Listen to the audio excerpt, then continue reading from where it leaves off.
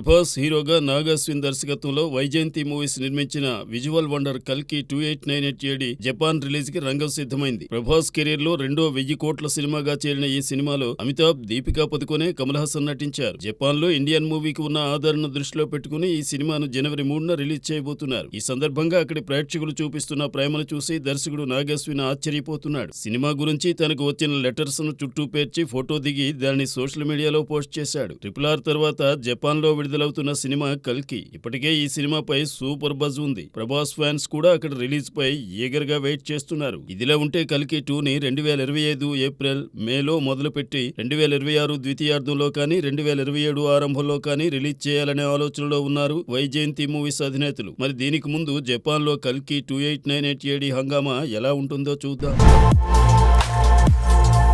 రక్త చరిత్ర, lion, legend వంటి తెలుగు చిత్రాలతో పాటు హిందీ, తమిళ, బెంగాలీ, మరాఠీ, ఇంగ్లీష్ చిత్రాల్లో నటించిన రాధికా ఆప్టే బ్రిటన్కు చెందిన బెనడిక్ట్ టేలర్ను పెళ్లాడింది. ఇటీవల ఓ ఆడపిల్లకు జన్మనిచ్చిన రాధికా ఆప్టే ప్రసవించడానికి ముందు బోల్డ్ మెటర్నిటీ ఫోటో షూట్ చేసి అందరినీ ఆశ్చర్యానికి గురిచేసింది. ఆ పిక్స్ని పోస్ట్ చేస్తూ ప్రసవానికి వారం ముందు ఫోటో షూట్ చేశారు. ఇంత బరువు పెరగటం ఎప్పుడూ జరగలేదు, నిద్రలేమిని చాలా అనుభవించానని చెప్పింది. ప్రస్తుతం మాతృత్వపు అనుభూతిని ఆస్వాదిస్తున్నట్లు తెలియజేసింది. తన ఈ ఫోటో షూట్ను ఎప్పటికీ మర్చిపోలేనంటున్న రాధికా ఆప్టే నటించిన ఇంగ్లీష్ సినిమా సిస్టర్ మిడ్నైట్ మేలో రిలీజ్ అయింది. ఇక తను నటించిన లాస్ట్ డేస్ వచ్చే ఏడాది జనవరిలో రిలీజ్ కాబోతోంది.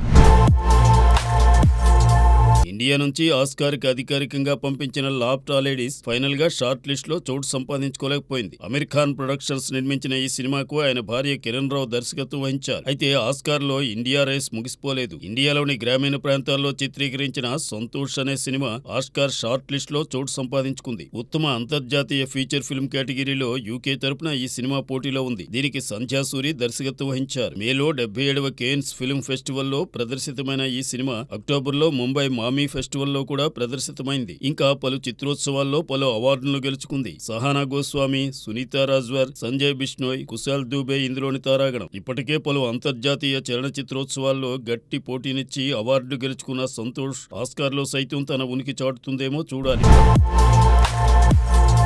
పవన్ కళ్యాణ్ హీరోగా సుజిత్ దర్శకత్వంలో రూపొందుతున్న ఓజీ చిత్రం షూటింగ్ యమ ఫాస్ట్ గా జరుగుతోంది. థాయిలాండ్ లో ఈ సినిమాకు సంబంధించి పాటలను చిత్రీకరిస్తున్నారు. థాయ్ పరిసరాల్లో పవన్ కళ్యాణ్ పై ఓ ఎలివేషన్ సాంగ్ ను, పవన్ ప్రియాంక మోహన్ పై ఓ యుగల గీతాన్ని, అలాగే ఓ ఐటమ్ సాంగ్ ను తీస్తారట. ఐటమ్ సాంగ్ కోసం నేహా శెట్టిని రంగంలోకి దించుతున్నారట. ఈ పాటను కూడా థాయిలాండ్ లోనే తీయబోతున్నట్లు సమాచారం. డీజేటీలతో ఆడియన్స్ లో మంచి ఫాలోయింగ్ తెచ్చుకుంది నేహా శెట్టి. అంతేకాదు, నేహా ఇప్పటి వరకు ఐటమ్ సాంగ్ చేయలేదు. పవన్ సినిమా కావడంతో ఓజీకి గ్రీన్ సిగ్నల్ ఇచ్చిందట. ఈ సాంగ్ హిట్ అయితే అమ్మడి దశ మారినట్లే. విశ్వక్సేన్ తో గ్యాంగ్స్ ఆఫ్ గోదావరిలో నటించిన ఆ సినిమా ఫ్లాప్ కావడంతో నేహాకు ఆ తరువాత అవకాశాలు రాలేదు. నేహా కూడా ఆచితూచి అడుగులు వేయాలనుకుంటోంది. ఈ నేపథ్యంలో పవన్ ఓజీలో item song offer golden chance గా భావించాలి. మరి ఈ పాట నేహా శెట్టికి ఎలాంటి గుర్తింపు తెచ్చిపెడుతుందో చూడాలి.